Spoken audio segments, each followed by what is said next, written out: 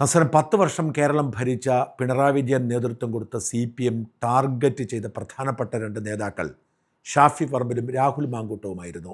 അത്തരം നേതാക്കൾ വളർന്നു വരുന്നത് CPMൻ്റെ ഭാവിയെ ബാധിക്കും എന്നതുകൊണ്ട് രണ്ടുപേരെയും ഇല്ലാതാക്കാൻ വലിയ ഗൂഢാലോചന നടത്തി.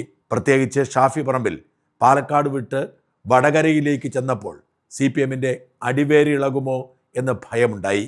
അതുകൊണ്ട് ഉറച്ച മതേതര വിശ്വാസിയായ ഷാഫിയെ ഒരു വർഗീയവാദിയാക്കാൻ വ്യാജ സ്ക്രീൻഷോട്ട് പോലും ഉണ്ടാക്കി പ്രചരിപ്പിച്ച് ഷാഫിയെ തോൽപ്പിക്കാൻ നടത്തിയ ഗൂഢാലോചന ജനം പൊളിച്ചടുക്കി. എന്നാൽ CPMൻ്റെ കെണിയിൽ രാഹുൽ മാങ്കൂട്ടത്തിൽ വീണുപോയി. കോൺഗ്രസിലെയും CPMലെയും ഒക്കെ പല യുവ നേതാക്കൾക്കും ഈ രോഗം കലശലാണെങ്കിലും വേണ്ടത്ര ജാഗ്രത പാലിക്കാത്തതുകൊണ്ട് രാഹുൽ ചെന്നു വീണുകൊടുത്തു. CPM ഈ തെരഞ്ഞെടുപ്പിലെ പ്രധാന അജണ്ടയാക്കാൻ വേണ്ടി അത് ഏറ്റെടുക്കുകയായിരുന്നു.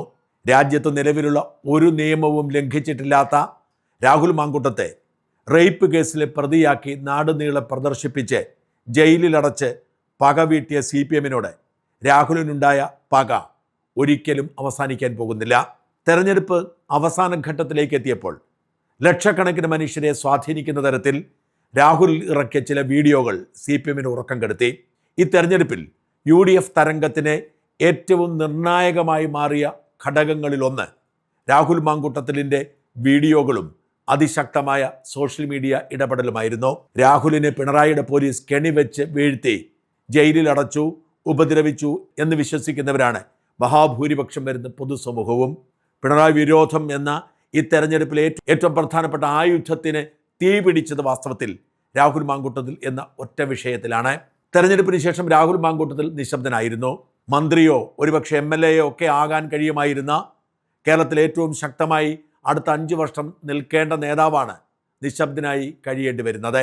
പക്ഷേ ഇടവേളയ്ക്ക് ശേഷം രാഹുൽ വീണ്ടും തൻ്റെ അതിശക്തമായ സോഷ്യൽ മീഡിയ ഇടപെടലുമായി രംഗത്ത് വന്നു. ഇന്നലെ രാഹുൽ മാങ്കൂട്ടത്തിൽ ഇട്ട പോസ്റ്റിന് നൊടിയിടയിൽ ലക്ഷക്കണക്കിന് ലൈക്കും ആയിരക്കണക്കിന് കമൻറ്റുമാണ് ഉണ്ടായത്. പ്രതിപക്ഷ നേതാവ് എന്ന നിലയിൽ എങ്ങനെയെങ്കിലും ക്ലിച്ച് പിടിക്കാൻ ശ്രമിക്കുന്ന പിണറായിയുടെ ഏറ്റവും പ്രധാനപ്പെട്ട ഒരു വജ്രായുധം മടക്കിക്കൂട്ടി പമ്പയാറ്റിലെറിഞ്ഞു രാഹുൽ മാങ്കൂട്ടത്തിൽ. AIYF ഇന്നലെ തിരുവനന്തപുരത്ത് നടത്തിയ സെക്രട്ടേറിയറ്റ് മാർച്ചിനോടനുബന്ധിച്ച് പോലീസ് ജലപീരങ്കി പ്രയോഗിച്ചിരുന്നു. അതിൽ ആർക്കും ഒരു പുതുമയും തോന്നുന്നില്ല. കഴിഞ്ഞ 10 വർഷവും നിരവധി യൂത്ത് കോൺഗ്രസ് യുവമോർച്ച പ്രവർത്തകർക്ക് നേരെ ജലപീരങ്കി പ്രയോഗിച്ചിട്ടുണ്ട്.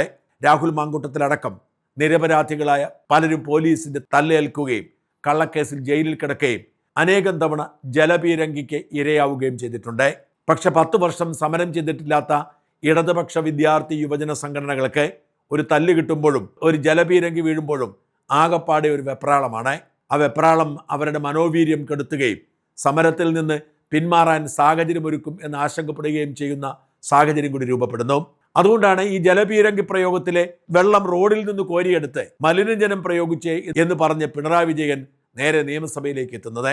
കുപ്പിയിൽ വെള്ളം പൊക്കിപ്പിടിച്ചുകൊണ്ട് പിണറായി വിജയൻ ആളാവാൻ ശ്രമിച്ചപ്പോൾ പ്രതിപക്ഷ ബെഞ്ചിൽ പോലും പരിഹാസമായിരുന്നു. ഇന്ന് PM ശ്രീ പദ്ധതി നടപ്പാക്കുന്നതിനെതിരെയുള്ള ഒരു പ്രക്ഷോഭം കേരളത്തിലെ AIYFും AISFും യുവജന വിദ്യാർത്ഥി സംഘടനകൾ സംയുക്തമായി ഇവിടെ നടത്തിയിരുന്നു.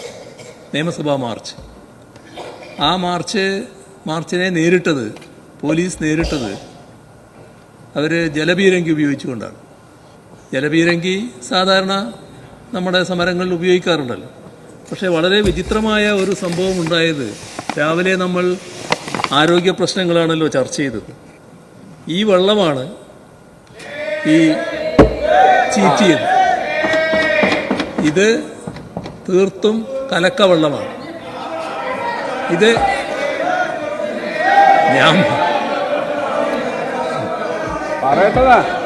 നമ്മുടെ പുതിയ ആൾക്കാർക്ക് അറിയില്ല. ഞാൻ പറയേണ്ടത് ഞാൻ പറഞ്ഞു തീർക്കുമല്ലോ. ഞാൻ പറയട്ടെ, നിങ്ങളെന്തിനാ വേവലാതിപ്പെടുന്നു?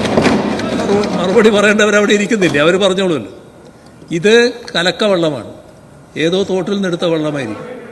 ഇവിടെ സാർ രാവിലെ നമ്മൾ അതിഗുരുതരമായ ആരോഗ്യ പ്രശ്നങ്ങളാണ് ചർച്ച ചെയ്തത്. ഇത് അമീബിക് മസ്തിഷ്ക ജ്വരമടക്കം ഉണ്ടാക്കാൻ പറ്റുന്ന തരത്തിലുള്ള വെള്ളമായിരിക്കും. അത്തരത്തിലുള്ളൊരു വെള്ളം ഉപയോഗിക്കേണ്ട ആവശ്യം എന്താണ്? സാധാരണ വെള്ളം തന്നെ ഉപയോഗിക്കാമല്ലോ. ഇതാണ് പ്രശ്നം. ജലപീരങ്കി ഉപയോഗിച്ചു എന്നത് സാധാരണ നടക്കുന്ന കാര്യമായിരിക്കും. പക്ഷേ വെള്ളം ഈ തരത്തിൽ ഉപയോഗിക്കാമോ? അതാണ് പ്രശ്നം. അത് ഗൗരവമായി ഗവൺമെൻറ് കാണേണ്ട ഒരു പ്രശ്നമാണ്. എന്താണ് ആഭ്യന്തരമന്ത്രിക്ക് അത് പറയാനുള്ളത് എന്ന് അറിയുന്നത് നല്ലതാണ്. ആദ്യമായല്ലേ കേരളത്തിൽ ജലപീരങ്കി നടക്കുന്നത്?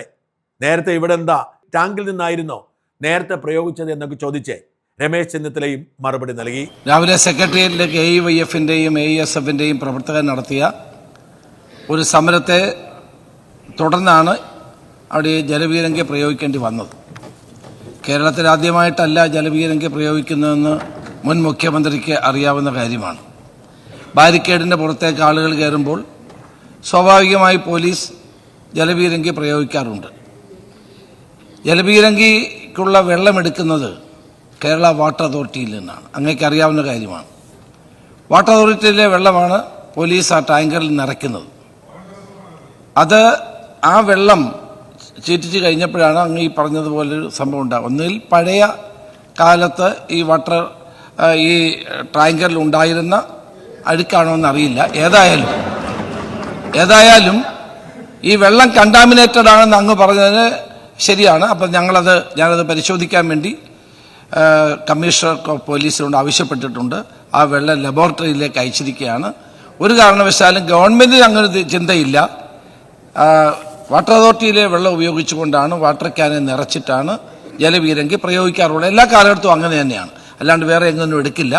എന്താണ് ഈ വെള്ളത്തിൽ സംഭവിച്ചതെന്നുള്ളത് പരിശോധിച്ചിട്ട് ഞാൻ ഈ സഭയ്ക്ക് റിപ്പോർട്ട് ചെയ്യാം. പക്ഷെ അതിനിടയിലാണ് രാഹുൽ മാങ്കൂട്ടത്തിലെ നാടകീയ പ്രവേശനം.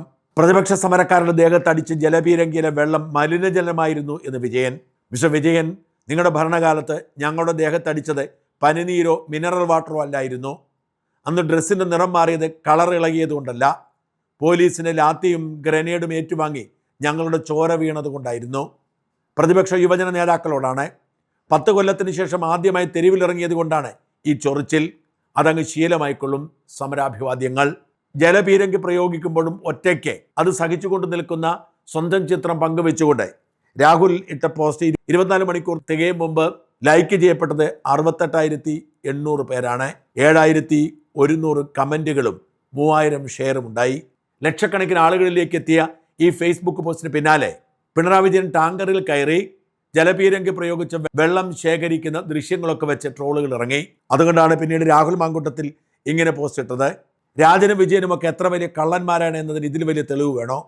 റോഡിൽ വെള്ളം വീണാൽ ചെളിവെള്ളമല്ലാണ്ട് പിന്നെ സോഡാ സർബത്താകുമോ? റോഡിൽ കിടക്കുന്ന വെള്ളം കുപ്പിയിൽ നിറച്ചുകൊണ്ട് നിയമസഭയിൽ എത്തിച്ചിട്ട് മലിനജലം എന്ന് പറഞ്ഞ് പരിഹാസരായതിനെ അധിക്ഷേപിച്ചുകൊണ്ടായിരുന്നു ഈ കുറിപ്പ്. ഇത് 100 കണക്കിന് ട്രോളുകൾക്ക് കാരണമായി. ചെറിയ ഇടവേളയ്ക്ക് ശേഷം രാഹുൽ മാങ്കൂട്ടത്തിൽ വീണ്ടും സജീവമാകുന്നതോടെ CPMന്റെ ഉറക്കം കെടുകയാണ്. പ്രതിപക്ഷ നേതാവിൻ്റെ കസേരയിൽ കയറിയിരുന്ന് എന്തെങ്കിലുമൊക്കെ കാട്ടിക്കൂട്ടാൻ ശ്രമിക്കുന്ന പിണറായിക്ക് ഒന്നും അങ്ങോട്ട് ക്ലച്ച് പിടിക്കുന്നില്ല. നിയമസഭയിലും പുറത്തും പിണറായി വിജയനെ പിടിച്ചു നിൽക്കാൻ ഇപ്പോഴും കഴിയുന്നില്ല. പിണറായിയുടെ ആരാധകരൊക്കെ എവിടെയോ പോയി ഒളിച്ചിരിക്കുന്നു. പോരാളി ഷാജിമാരെ മഷിയിട്ട് നോക്കിയിട്ട് കണ്ടുപിടിക്കാൻ പറ്റുന്നില്ല. അതേസമയം രാഹുൽ മാങ്കൂട്ടത്തെ പോലെയുള്ള കോൺഗ്രസിൻ്റെ സൈബർ ഇടങ്ങളിലെ പുലികൾ അഴിഞ്ഞാടുകയാണ്.